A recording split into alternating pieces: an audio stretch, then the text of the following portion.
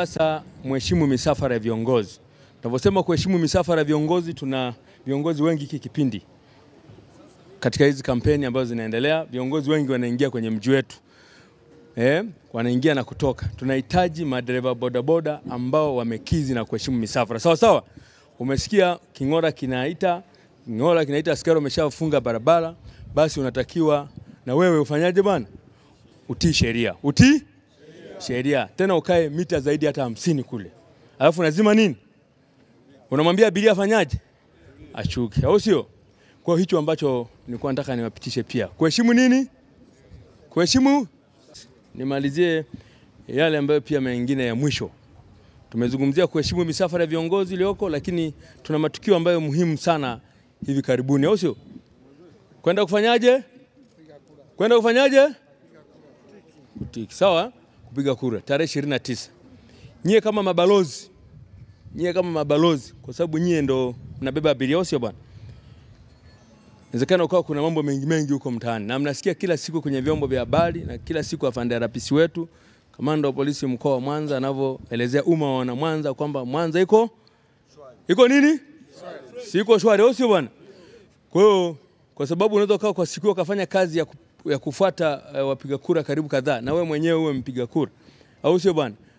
Waambie kabisa ni shwari, au sio bwana? Ni shwari. Na ndio maana umeona hapa tunafika jeshi la polisi, tunakuwa pamoja na nyie. Nyie ni mabalozi wazuri. Kwa hiyo mfikishe ujumbe huo kwa abiria wenu ambao mnawapakia. Ushwari upo. Kwa hiyo mhakikisha unapiga kura, lakini mjiondoe kabisa kwenye vurugu na vishawishi vingine ambavyo vinaweza vikawaletea madhara. Litakuhusu wewe kama wewe. Mimi naamini bodaboda. Nyie bodaboda kwa uelewa wenu. Otherwise tuwe na mamluki wale ambao mnajitokezaga. Fanyeni biashara zenu vizuri kwa amani kabisa, mrudishe mteja, amepiga kura, rudisha mwingine, lakini na wewe umehakikisha umefanyaje?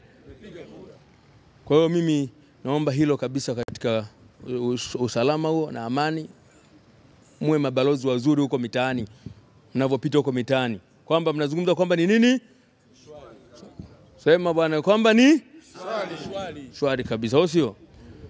Na nyie mabodaboda ni kundi maalum kabisa. Kwa hiyo baada ya kusema hayo, tumefafanua mambo mengi.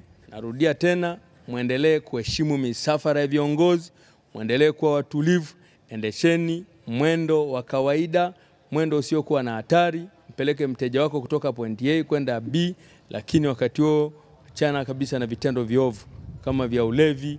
Sawa Vitendo kama vya ulevi, na kula madawa tu ovyo tu, unajipitisha tu. Lakini jiheshimu hata pia na uvaaji wako, uwe smart, sawa? Kwa jina naitwa Salumu Ali Katete, dereva pikipiki wa soko kuu Tanganyika. Elimu ambayo tuliopewa ni nzuri sana. Tutazingatia kwa mheshimiwa RTO kwa elimu ambayo ametupa ya kutafuta leseni na kuzingatia usalama barabarani kwenye misafara ya maraisi au ya viongozi wote ambao wanakuwa wanapita ndani ya jiji la Mwanza na nje ya jiji la Mwanza.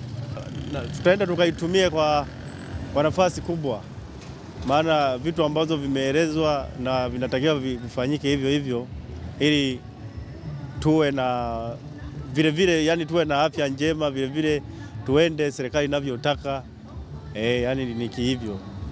Tumeelewa kuna watu wengine ambao hawajafika hapa, tutaenda tukawaeleze pia, maana swala la kuingilia misafara ya viongozi wa serikali ni kama yani uhaini. Kwa hiyo ni swala kubwa. Kwa hiyo wakitokea viongozi natakiwa tukae pembeni, baada ya msafara tunaendelea na shughuli zetu. Kuhusiana na elimu ya leo, of course ni nzuri, tumeipenda, ni elimu nzuri kwa sababu inatuweka salama sisi wenyewe pia bodaboda.